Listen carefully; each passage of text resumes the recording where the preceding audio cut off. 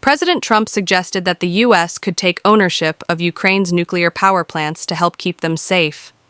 White House officials say the proposal was made during a phone call between Donald Trump and President Zelensky.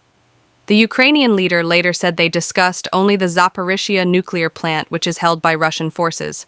Paul Knott is a former British diplomat who served in both Ukraine and Russia. I asked him for his thoughts on today's meeting here in London. I think it's an important meeting and another step in the process we've seen of building up momentum to put this force in place if it's needed, if some kind of agreement can be found.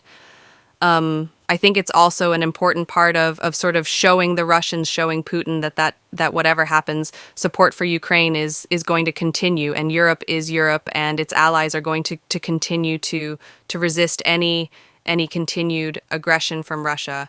And important steps have been taken this week on many levels. Of course, we've got the phone call that happened between Vladimir Putin and President Trump, but also as well between President Zelensky and President Trump, which was very important for both leaders, given their last conversation was in the Oval Office. Yeah, for sure. I mean, it's the Americans, for all the suggestions of sort of heading in different directions, are going to remain important in this process.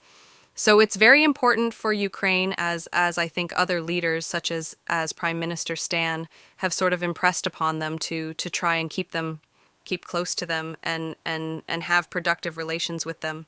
So yes, that was an important development. What do you make of this idea of the U.S. owning certain key power plants in Ukraine?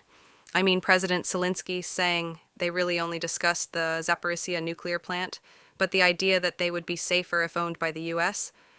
I think it's a little bit odd that maybe it's his is sort of the kind of business money for most of his life. President Trump's instinct always seems to go towards kind of acquiring some kind of property in the process that. But if they were specifically talking about the Zaporizhzhia plant, which is currently occupied by Russia, then perhaps it's an idea worth exploring. And I think if that was as far as we could get for now, it would be a main game for Ukraine. If the Americans were running that land rather than the Russians, which, comes with obviously all kinds of dangers. So, I mean, it's not an operational plant at the moment, and it's said to take at least a few years before it could be up and running fully again anyway. Yeah, no, I don't think that's the case. But even new plants that weren't until recently operations still require quite a lot, as does I understand it, no scientists. But to keep them in a safe condition, there's still a lot that needs to happen. And yeah, I think it's fairly clear that Russians can really be trusted with that, and would be very, even if it was passed over to U.S. operation, would be not inclined to attack it, at least, and you would have probably sensible people actually sort of